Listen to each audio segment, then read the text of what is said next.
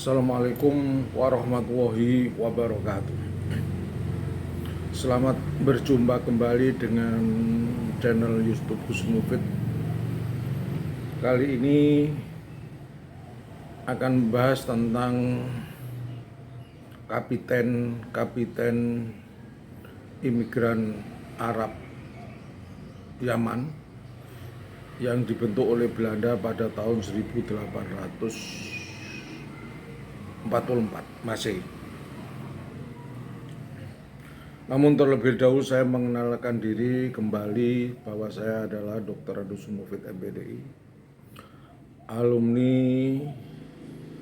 Universitas Negeri Jember, Fakultas Keguruan dan Ilmu Pendidikan Sejarah untuk S1-nya, dan untuk S2-nya saya alumni IAIN Sunan Ampel Surabaya dengan mengambil jurusan konsentrasi pendidikan Islam, yang dimana di dalamnya mempelajari tentang sejarah Islam, sejarah pendidikan, sejarah Islam Indonesia dan sejarah Islam nasional, sejarah Islam Timur Tengah.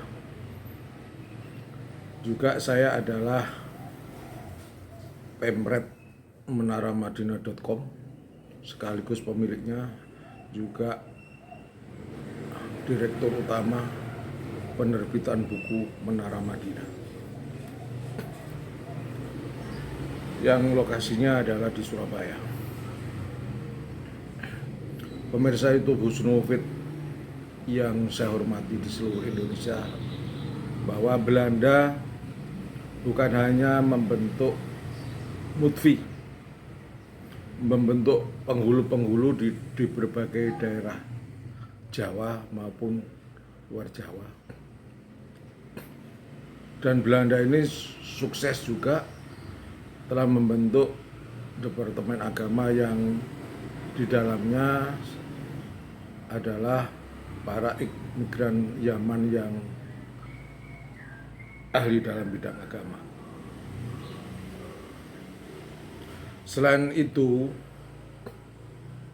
di bidang pemerintahan Belanda membentuk sebuah pemerintahan yang tugasnya mengkoordinir dari para imigran Yaman yang telah didatangkan dari Yaman, yang pertama kali diletakkan adalah di daerah Pekojan, Batavia, di mana di daerah tersebut itu dulunya adalah tempat dari orang-orang Benggala, orang-orang India yang dibawa oleh Inggris pada tahun 1811. Nah, di bidang pemerintahan ini Belanda mengangkat seorang dengan gelar kapiten. Kalau bidang keagamaan kan Habib ya. Kalau untuk di bidang pemerintahan ini dengan nama kapiten. Mereka yang ditunjuk sebagai kapiten Belanda ini adalah orang-orang Yaman yang telah sukses dalam bidang bisnis. Mereka datang dan didatangkan Belanda dari Yaman dalam kondisi tidak punya apa-apa, dalam kondisi miskin. Setelah di Pekojan dan dalam waktu kurun yang tidak begitu lama, mereka diberi fasilitas, diberi kemudahan, diberi bahasa Inggris, maka orang-orang Arab Yaman ini hidup dalam kondisi kemakmuran, kaya. Nah, orang-orang yang kaya, orang yang berdagang dari imigran Yaman ini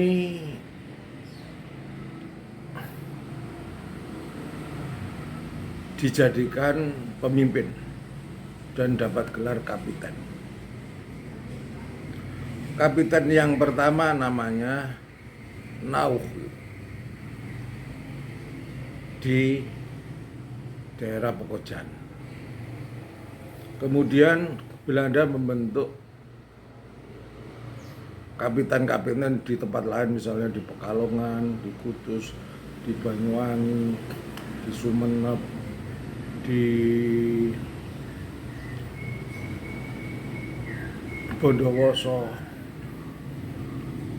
di Cirebon, dan tempat-tempat yang lain. Belanda mengangkat para kapiten-kapiten di daerah tersebut, mereka adalah orang-orang yang sukses dalam bidang bisnis. Ada namanya Kapiten Hasan Soleh, ada Kapiten Al-Badri, dan banyak lagi kapiten-kapiten yang dibentuk. Nah, pembentukan kapiten ini dalam rangka untuk menata dari masyarakat imigran Yaman yang berada di Kampung Arab, yang ada di Kampung Arab. Tujuannya adalah untuk mengawasi orang-orang Yaman yang ada di Kampung Arab, dengan harapan nantinya di Arab Yaman ini akan tetap setia kepada Belanda, pemerintahan Hindia Belanda. Pemerintah Hindia Belanda tidak ingin terjadi pergesekan antara imigran Yaman dengan Belanda. Makanya diaturlah sistem pemerintahan pada orang-orang Yaman. Dan memang orang-orang imigran Yaman ini adalah orang-orang yang sangat setia kepada Belanda. Beda dengan imigran Cina yang didatangkan Belanda, didatangkan VOC pada abad 17 Masehi ke Indonesia. Jadi Cina juga didatangkan oleh Belanda, baik OISO maupun pemerintah Hindia Belanda, karena memang orang-orang pribumi kan berontak, tidak mau kerjasama dengan Belanda ya, yang di luar keraton ini. Kalau orang-orang Cina itu tidak setia, artinya sama Belanda dianggap pesaing dalam perkembangannya, karena orang-orang Cina mampu menguasai ekonomi. Karena orang-orang Cina mampu menguasai ekonomi, maka pada waktu zaman Belanda itu muncullah peristiwa ini, pembantaian di Sungai Muara Angke. Banyak orang-orang Belanda yang dibantai di Batavia dan mayat-mayatnya dilempar di Sungai Angke. Maka Sungai Angke itu kan istilah bangkai ya. Disitulah banyak mayat berkembangan, tenggelam di situ, banyak darah. Karena apa? Karena Belanda menganggap Cina adalah pesaing dalam bisnis. Nah, peristiwa itu menjadikan orang-orang Cina jadi Batavia lari ke berbagai daerah. Ada ke Lasem, ada ke Semarang, ada Pekalongan, ada di Sumenep, ada di berbagai daerah. Mereka kemudian membentuk ini, membangun kelenteng-kelenteng di daerah yang didatangi. Setelah keluar dari Batavia yang lolos dari pembantaian di Muara. Nah, orang-orang dari Yaman ini tidak seperti orang-orang Cina. yang melakukan perlawanan, dan orang-orang Arab tidak melakukan pemberontakan dan tidak melakukan persaingan dagang dengan orang-orang Belanda ya, sehingga harapannya Hindia Belanda, sehingga aman-aman saja. Nah, kalau orang Cina kan hidupnya pada zaman WOC itu sudah ada, dan pemerintah Hindia Belanda pun masih ada.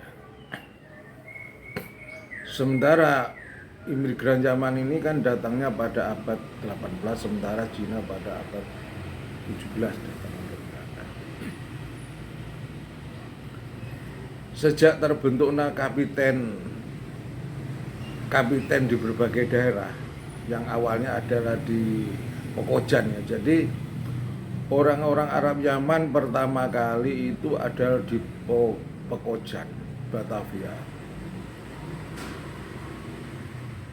Nah, kemudian mereka menyebar ke berbagai daerah, ke Pekalongan, Kendal, Cirebon, Banyuwangi, Sumenep, Bondowoso, Pasuruan, Bangil yang sekarang begitu kuat ya, menyebar ke sana. Jadi sebelum imigran Arab ada di Bangil, Pasuruan, itu mereka ada di Pekojan.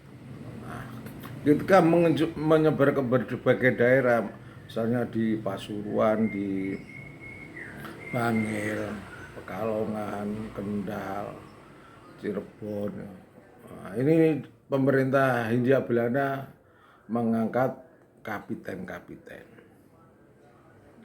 Jadi kapiten ini adalah kapiten imigran Arab, adalah orang yang memiliki kekayaan yang cukup besar dan memiliki kewibawaan yang cukup tinggi, dan orangnya yang cukup kuat untuk menjadi kapiten imigran Arab ini. Melalui seleksi yang kuat, penunjukan Belanda terhadap mereka. Jadi tidak sembarang orang yang bisa jadi kapiten. Kapiten imigran Arab Yaman ini dipilih oleh Belanda dari kalangan orang di luar Ba'alawi ya. Mereka adalah imigran Arab yang memiliki kekayaan cukup besar. Mereka adalah para pedagang yang kaya raya dan memiliki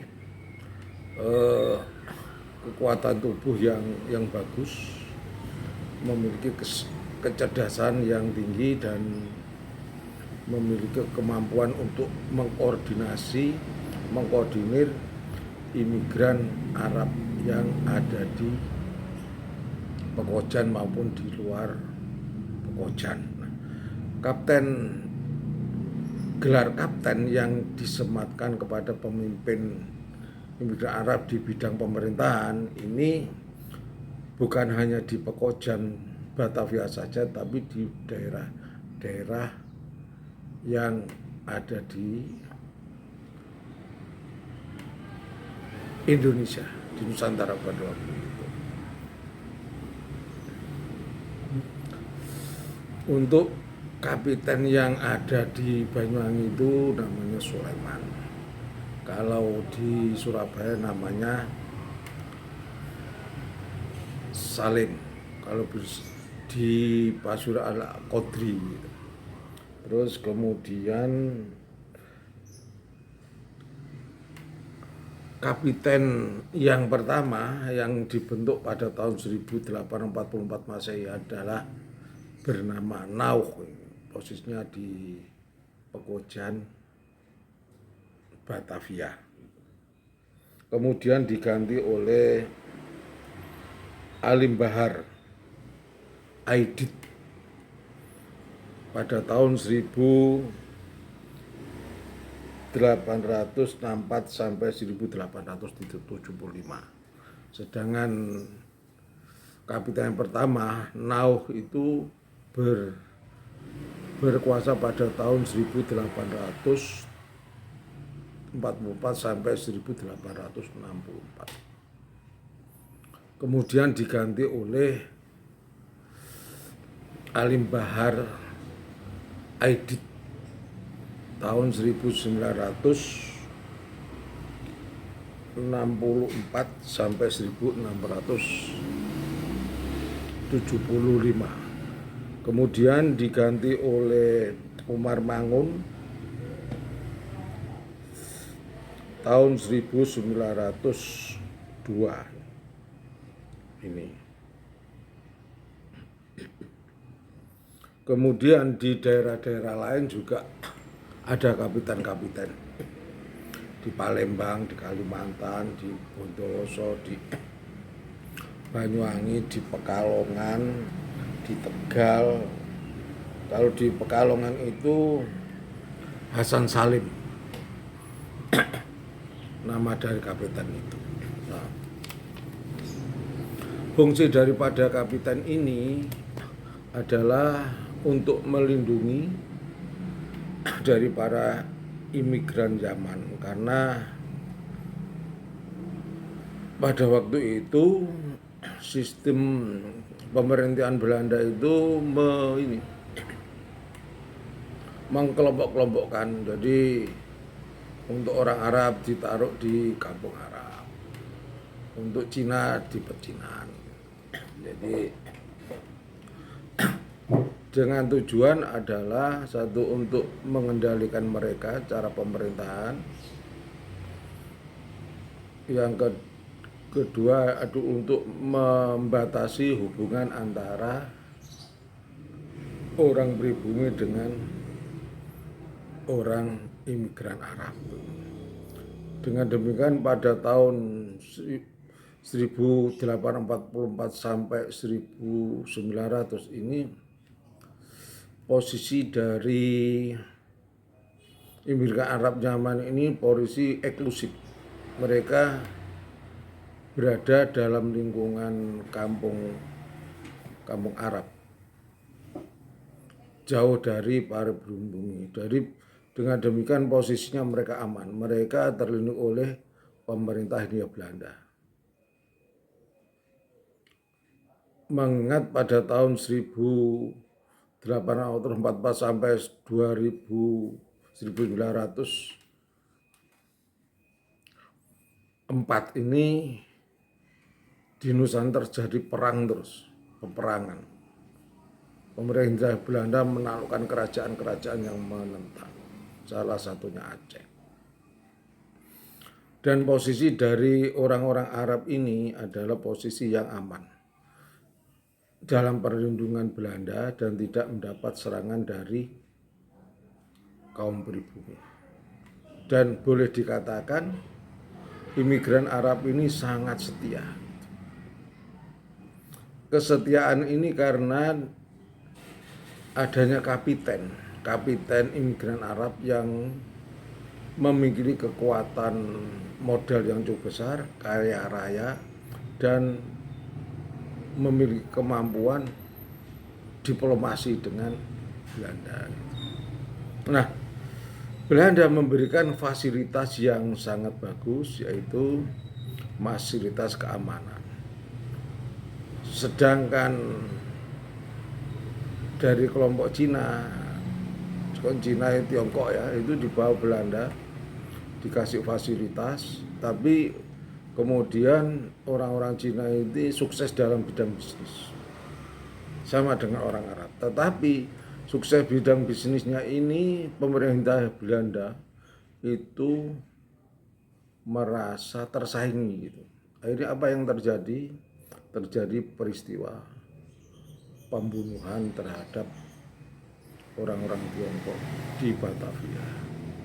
Mayatnya dilempar di Sungai Muara Angke. Maka di situ banyak jenazah, banyak warna dari Sungai Angke itu warnanya merah. Nah, Pada posisi ini Cina itu melakukan perlawanan itu tidak dibunuh hanya oleh orang Belanda, tapi orang-orang pribumi juga ikut melakukan pembunuhan terhadap orang-orang Cina. Karena memang waktu itu Belanda memberikan provokasi bahwa orang-orang Cina adalah orang jahat, orang yang menghancurkan ekonomi pribumi. Maka sejak itulah orang pribumi di Batavia mengamuk dan banyak membunuh orang-orang Cina. Kemudian orang-orang Cina yang lolos daripada pembunuhan lari ke daerah timur, ke Sumeneb, ke Rembang, ke Semarang, Palongan dan sebagainya. Sementara dari imigran Arab yang dipimpin oleh kapiten Arab ya, ini sangat setia kepada Belanda, makanya Belanda tidak mengusik keberadaan orang-orang imigran Arab Yaman antara tahun 1844 sampai 1901. Kondisi aman karena memang orang-orang Arab Yaman ini sangat setia kepada Belanda. Dan orang-orang Yaman ini hidupnya yang awalnya tidak punya apa-apa, dua Belanda dari ke Indonesia, posisi ini menjadi terbalik menjadi orang yang sangat kaya. Buktinya namanya kapiten imigran Arab Yaman ini kaya raya. Kalau di Surabaya itu tanahnya sangat luas. Kalau di Surabaya itu kapiten dari imigran Yaman namanya Salim. Mereka kaya. Di tempat lain juga begitu kaya karena dapat fasilitas. Kemudian memasuki tahun 1901 sampai 1941 itu posisi pemerintah Hindia Belanda aman karena tidak ada terjadi perang. Kerajaan Aceh sudah runtuh 1904 runtuh. Begitu juga di Bali juga raja-rajanya juga dikalahkan. Nah, memasuki tahun 1901 ini kondisi masyarakat imigran Arab, imigran Yaman ini mulai bisa beraktivitas di luar. Mereka bisa mendirikan sekolah, bisa mendirikan perkumpulan, bisa mendirikan radio, bisa mendirikan majelis taklim gitu. Mengingat tahun sebelumnya, tahun 1814 sampai 1900 ini kondisinya imigran Arab adalah kondisi eksklusif. Mereka hanya berkumpul dengan kelompoknya sendiri, baik dalam kegiatan pengajian untuk kelompok sendiri maupun bermasyarakat mereka dalam lingkungan kelompok sendiri di kaum Arab. Nah, menginjak tahun 1901 mereka sudah bisa berinteraksi di luar kegiatan, yaitu tadi saya ulangi bahwa mendirikan sekolah Al-Khairat, kemudian mendirikan perkumpulan tahun 1928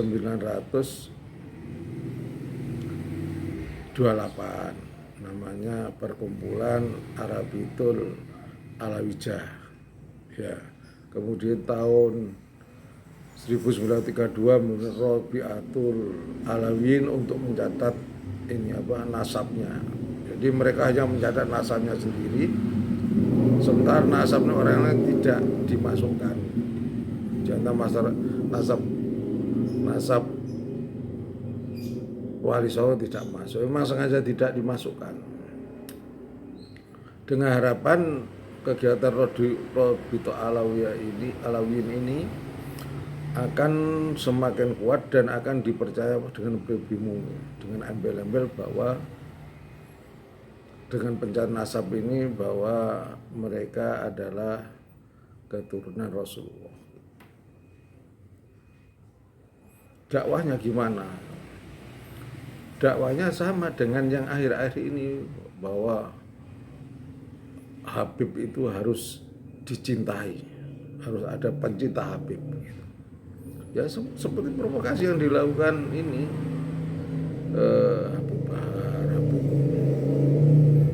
Habib Rizik, Habib yang lain ya seperti itu. Mereka menyatakan bahwa dirinya ada sebagai keturunan Rasulullah, sebagai keturunan Rasulullah dari Ubaidillah.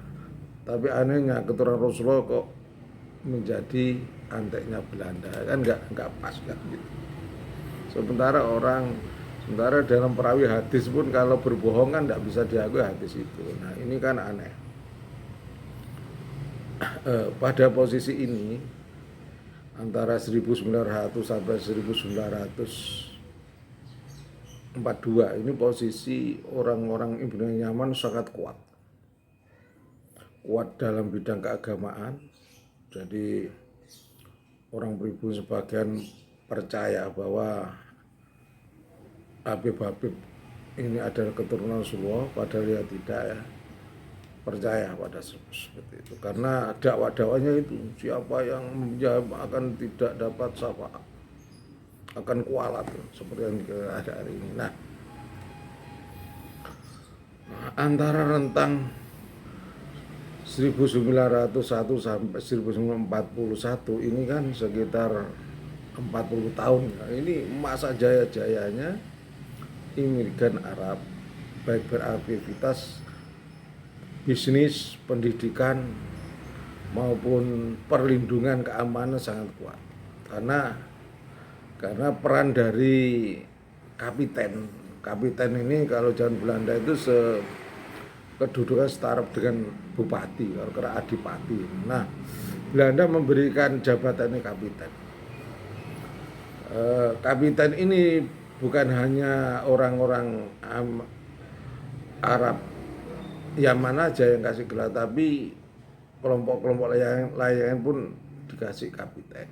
Nah, gelar kapiten ini merupakan gelar yang diberikan Belanda dalam bidang pemerintah. Kalau Cina juga ada kapitennya. Patimura itu juga yang di Maluku sebenarnya kapiten karena dia kan memberontak. Nah, kalau kapiten dari imigran Yaman ini sangat loyal kepada, tidak melakukan pemberontakan. Kalau Cina kan melakukan pemberontakan kapitennya. Patimura melakukan pemberontakan. Ini tidak. Oleh karena itu posisi kapiten dari imigran Arab Yaman sangat kuat, sehingga kondisi masyarakat imigran Yaman makmur dari segi ekonomi ya. Dari segi ekonomi sangat kuat. Mereka berdagang tidak diusir oleh Belanda. Tetapi ketika memasuki tahun 1942 Jepang masuk melakukan penjajahan. Nah, pada posisi ini awal dari keruntuhan kapiten-kapiten yang ada di Indonesia. Di antara kapiten imigran Arab Yaman ini sudah loyo. Karena apa? Karena Jepang masuk ke Indonesia ini, Belanda tidak melakukan perlawanan, Belanda langsung menyerah, dan Belanda kemudian meninggalkan Indonesia sebagian. Nah, posisi kapiten Arab Yaman ini loyo, sudah nggak ada taringnya. Nah, disitulah kapiten Arab Yaman yang semula punya kekuatan besar, punya pengaruh, punya tanah, dan orang-orang nyaman begitu juga, dia bisnisnya maju, terus merasa terahnya lebih baik. Nah, saat Jepang masuk sudah loh, ya dia bingung mau kembali ke Yaman ya tidak mungkin karena daerah miskin. Mau tetap di Indonesia, Belanda sudah tidak melindungi lagi.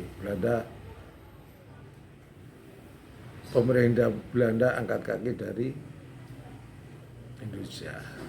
Ya tinggal orang-orang Indo-Belanda aja atau orang-orang Belanda biasa aja. Tapi mereka tidak punya kekuatan. Nah, selama penjajahan Belanda ini orang-orang imigran Arab ini tidak pernah melakukan pemberontakan pada Belanda. Yang ada pemberontak adalah pribumi dan Cina, tapi Cina berakhir tragis, banyak dibunuh di Sungai Muara Angke karena alasan Belanda adalah menyaingi bidang bisnis. Itu pun yang bunuh bukan hanya Belanda tapi masyarakat sekitar yang memang sudah anti kepada orang Cina. Nah, orang imigran Yaman ini mengalami keterpurukan setelah Jepang masuk.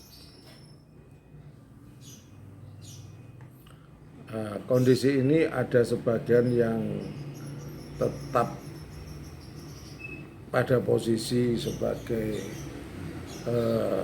orang yang pro Belanda dengan harapan nanti Belanda akan datang lagi. Kemudian sebagian kecil ada yang merapat ke para pejuang kemerdekaan. Nah, salah satunya ini Air Bah Wedan masuk dalam anggota BPPKI. Terus juga sebagian dari orang-orang migran Yaman ada yang merapat ke ulama-ulama, ke NU, karena mereka dalam kondisi goyang, mereka mencari aman. Kalau dulunya mereka ini adalah kereng, ya seperti yang akhir-akhir ini ya, memutarbalikkan sejarah, berbohong, terus mengaku diri sebagai keturunan Rasulullah kan gitu. Bukan Rasulullah tapi kok pro Belanda kan mustahil. Nah, pada masa zaman Belanda ini sebagian dari orang-orang Yaman ini ya itu tadi ada yang merapat ke Bung Karno, ada yang merapat ke para Nahdlatul Ulama gitu. Misalnya salah satu mertak meminjami rumah untuk proklamasi, dia pengusaha kaya. Ya kemungkinan di balik itu ya ada motif-motif lain. Paling tidak untuk menyelamatkan diri kan, karena Belanda sudah tidak ada, sudah kalah mendukung. Ya kalau kita lihat pada masa zaman Belanda, zaman Jepang ya, kalau zaman Belanda mereka nggak pernah ikut berontak dalam pemberontakan. Nah, pada zaman Jepang ini mereka mulai sudah ikut melakukan juga pemberontakan, ikut mendukung orang-orang pribumi yang ingin merdeka, tapi jumlahnya sedikit. Gitu. Nah, kemudian setelah Indonesia merdeka, ini Bung Karno ini mengusir Belanda. Anak-anak Belanda yang tinggal di Indonesia itu diusir, suruh kembali. Perusahaan-perusahaan sudah diambil oleh pemerintah Indonesia zaman Bung Karno. Jadi orang-orang Belanda suruh pulang semua. Nah, tinggal di sini ada Cina, ada imigran Arab. Kalau di Jogja, Cina tidak boleh memiliki tanah. Untung aja, tapi boleh tinggal gitu. Karena karena orang-orang Cina itu tetap membela Belanda, bahkan bentuk laskar baru tapi bisa dikalahkan. Nah, sementara imigran Arab Yaman ini juga mengalami kebingungan mau kemana kan gitu. Mau pulang ke Yaman tahun 1947 negara Yaman menjadi negara komunis, Republik Demokrat Komunis. Jadi sana jadi komunis gitu, ya bingung. Nah, pada masa kebingungan inilah Kiai Wahab Habsibullah melihat orang-orang Arab Yaman dalam kondisi terpuruk. Maka Kiai Wahab Habsibullah ini mendatangi Bung Karno mengusulkan bahwa Arab Yaman ini untuk menjadikan warga negara pribumi. Kalau Cina mendapat 2 kewarganegaraan, yaitu kewarganegaraan Cina dan Indonesia. Karena pada waktu itu Bung Karno sedang bermesraan dengan orang-orang Partai Komunis Cina. Jadi memberikan 2 kewarganegaraan. Nah, orang imigran Arab ini, Yaman ini, ya didukung sama sama Kiai Wahab Habsibullah untuk dijadikan sebagai warga pribumi dan diterima. Motif dari Kiai Wahab Habsibullah adalah karena orang-orang imigran Yaman itu kan beragama Islam. Jadi karena ada Islamnya itulah mereka. Oleh karena itu sebenarnya imigran Arab Yaman itu harus bersyukur kepada Kiai Wahab Habsibullah sebagai tokoh NU. Harus bersyukur. Nah, karena apa? Karena kalau tidak direstui oleh Bung Karno usulan itu, ya misalnya tidak usulan, maka orang imigran Arab Yaman itu ya suruh pulang. Karena apa? Karena Bung Karno melihat siapa-siapa yang dulunya itu membela Belanda maka akan dimakzulkan. Misalnya Sultan Pontianak namanya Sultan Hamid itu buat lambang Garuda, tapi pada agresi militer Belanda dia mendukung Belanda dan ditahan. Itu orang-orang dari Arab itu akhirnya ya ditahan. Juga ini Aidit, Aidit itu sebenarnya juga orang Arab Yaman juga yang gembong PKI kan gitu. Ya oleh karena itu orang-orang Arab Yaman pada waktu itu dengan diterimanya sebagai penduduk pribumi, maka saat itulah orang-orang Yaman sangat baik terhadap orang ini. Nah, posisinya yang dulunya begitu sangar dan kuat, setelah mendapat kewargaan Indonesia, maka saat itulah para Habib-habib, orang Arab Yaman keturunan itu sangat baik dan Bapak, sehingga banyak yang masuk NU. Jadi sikapnya bagus dan santun gitu. Sampai pada zaman Pak Harto, para Habib-Habib itu sangat baik dengan orang-orang. Begitu juga dari warga keturunan imigran Yaman yang lain. Tetapi ketika reformasi bergulir, Pak Harto runtuh, nah ini muncul adanya gap ketika Gus Dur menjadi presiden, di mana Habib Rizik mendirikan Forum Pembela Islam yang didukung oleh pejabat pemerintah yang kuat. Maka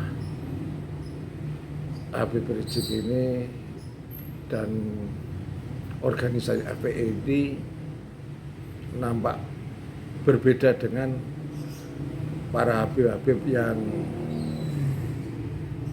yang hidup pada masa 45 hingga reformasi yang begitu santunnya. Tapi pada memasuki reformasi begitu banyak Habib-Habib yang kasar dan keras dalam bicara. Bahkan Gus Dur aja dihina sama Habib Rizik. Nah, dari situlah sebagian besar warga NU kurang begitu senang terhadap para Habib, tapi khususnya yang di FPI. Nah, pada saat sekarang ini juga puncaknya, di mana Habib Bahar menyatakan dalam dakwahnya bicara ya babi, ya anjing. Terus yang terbaru lagi ada Habib menyatakan iblis gitu. Terus bahwa kedatangannya Habib ke Nusantara untuk menyebut kiai, padahal mereka nggak pernah menciptakan para kiai, mereka hanya menciptakan ulama di kelompoknya sendiri aja. Mereka tidak mau berbaur dengan pribumi, baik berceramah maupun menikah dengan pribumi, nggak ada. Buktinya apa? Wajah mereka tetap wajah Arab Yaman. Ini menunjukkan bahwa mereka itu tidak pernah bergaul dengan para pribumi pada masa zaman Belanda maupun pada masa Jepang. Hanya sebagian kecil aja yang mereka merapat kepada para pejuang dan para kiai-kiai itu. Nah, sekarang ini pada memasuki pasca reformasi ini puncaknya adanya Kiai Imad Dudin dari Banten menyatakan bahwa keluarga Ba'alawi yang ada di Robito Alawi ini terputus hubungannya dengan Nabi Muhammad. Jadi tokoh mereka yang selama ini diagung-agungkan ada Ubaidillah ternyata tidak nyambung sanadnya. Nah, dari sini polemik terus bergulir hingga saat ini antara Habib dan Gus dan para kiai. Adu argumentasi mengenai nasab di kanal YouTube dan TikTok. Rupanya para Habib-Habib muda ini saat ini memang berani dengan berkata yang kasar. Jadi beda dengan Habib yang seangkatan dengan kayak Wahab Hasbullah ya, yang oleh Wahab Hasbullah dikasih dibantu untuk dijaga sebagai warga pribumi, itu sangat santun. Tapi pada saat sekarang ini ya bicaranya kasar, ceramahnya kasar, dan berkatanya kasar, bilang kiai palsu, kiai yang dikasih amplopan gitu. Nah ini membuat warga NU tersinggung, Gus-gus NU tersinggung, kiai-kiai NU tersinggung. Saya selaku sejarawan, alumni Universitas Negeri Jember, pendidikan sejarah dan S2 IAIN Sunan Ampel yang mengambil konsen pendidikan Islam dan pelajari sejarah dunia dan sejarah Islam.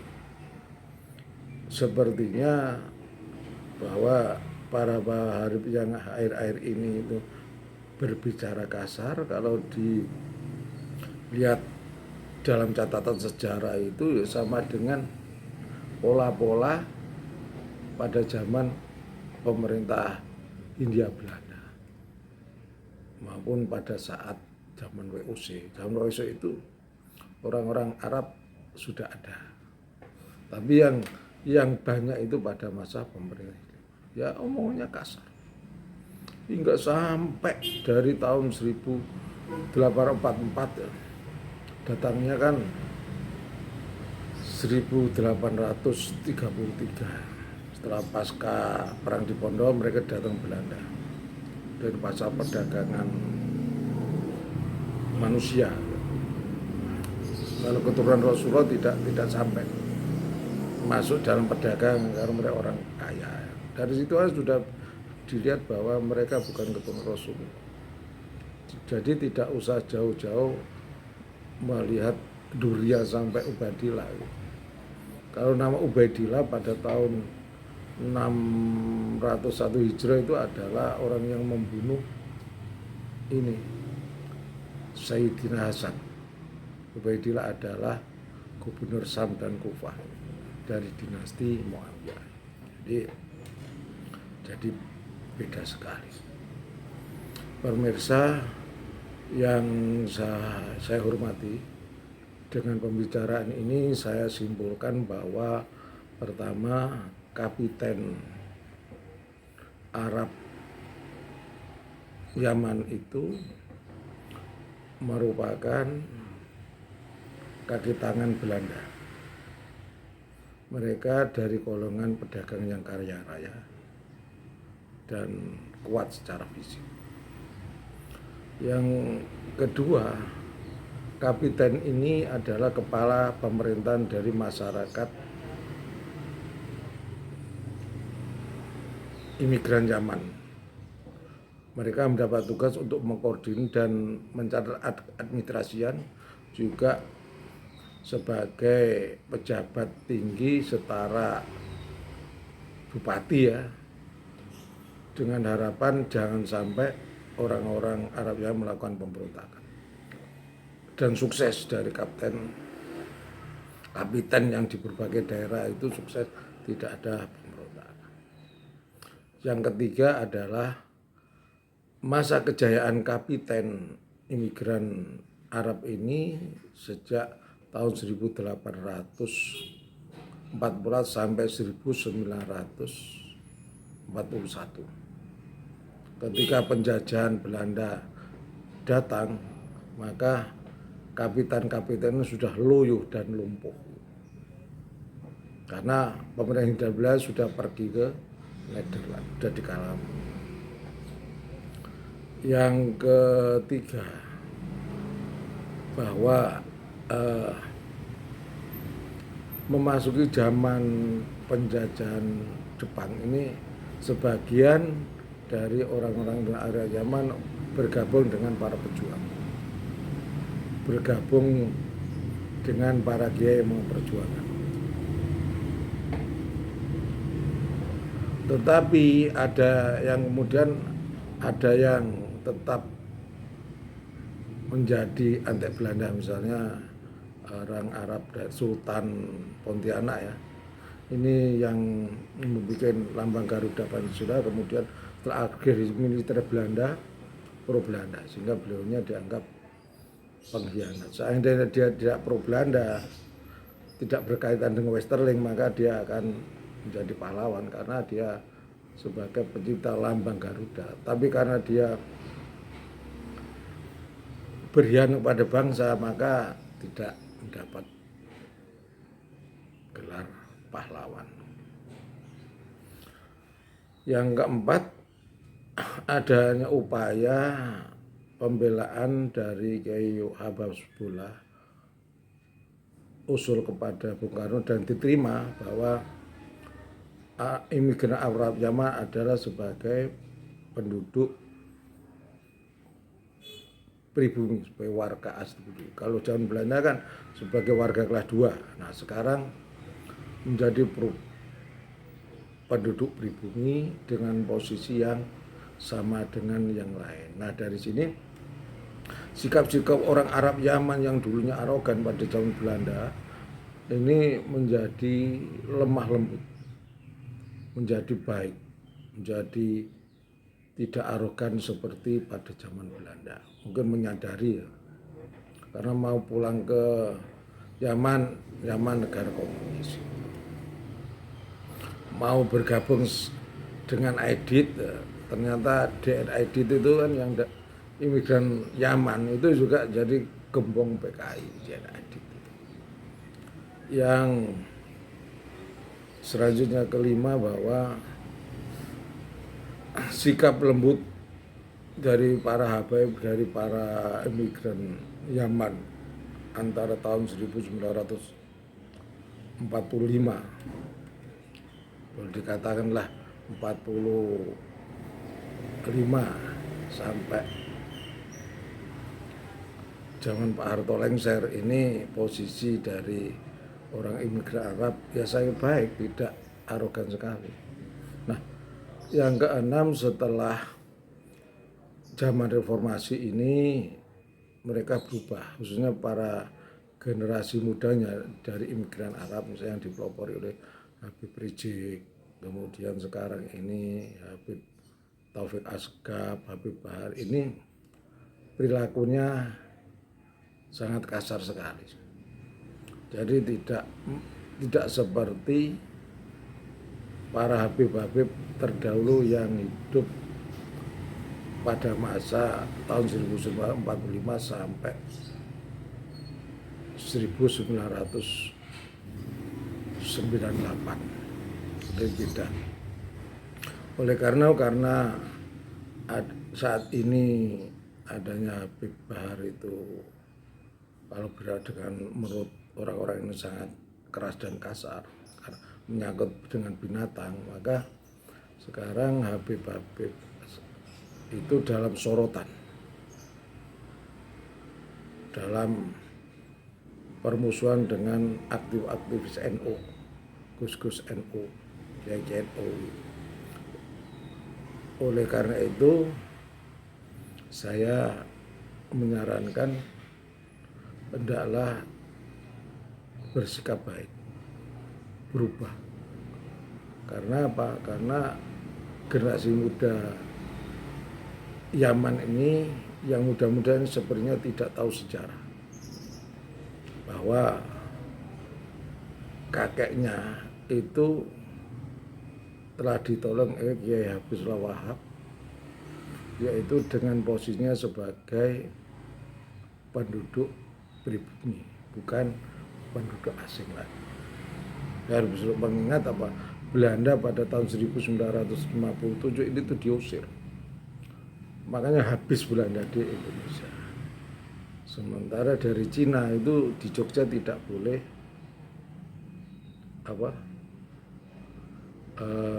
memiliki tanah, dan Cina sendiri sama Bung Karno kasih 2 keluarga. Tapi pada saat Pak Harto, kelenteng-kelenteng tidak boleh mengadakan kegiatan, dan namanya pun harus nama Indonesia. Sementara imigran Arab Yaman ini boleh dikatakan juga diistimewakan lagi, pakai nama Arab boleh, pakai nama Jawa boleh, pakai Indonesia boleh. Jadi posisinya lebih baik dari imigran Cina itu. Oleh karena itu sekali lagi saya selaku sejarawan melihat fenomena ini bahwa menyarankan agar Habib-Habib yang ada sekarang yang masih muda, kalau yang tua-tua itu bagus ya, bagus dengan lembut seperti Habib Umar, Habib Lutfi, Habib Pak Agil, Wijidan, itu kan lembut-lembut. Cuman dalam pembicaraan yang terakhir ini kan ya sampai mengatakan iblis-iblis itu tidak boleh. Kalau dalam orang-orang Indonesia, orang Jawa itu tidak terlalu kasar. Juga ada Habib Pak Agil mengatakan bahwa NU itu didurabu ya, sebenarnya ya tidak. Nah ini janganlah melakukan pembohongan sejarah, membolak-balikkan fakta sejarah. Sedangkan kita sebagai orang NU ya harus tahu sejarah Islam sehingga kita tidak mudah dikibuli oleh orang-orang yang mengaku sebagai Habib, sebagai diri Rasul, padahal mereka bukan dari keturunan Rasulullah itu.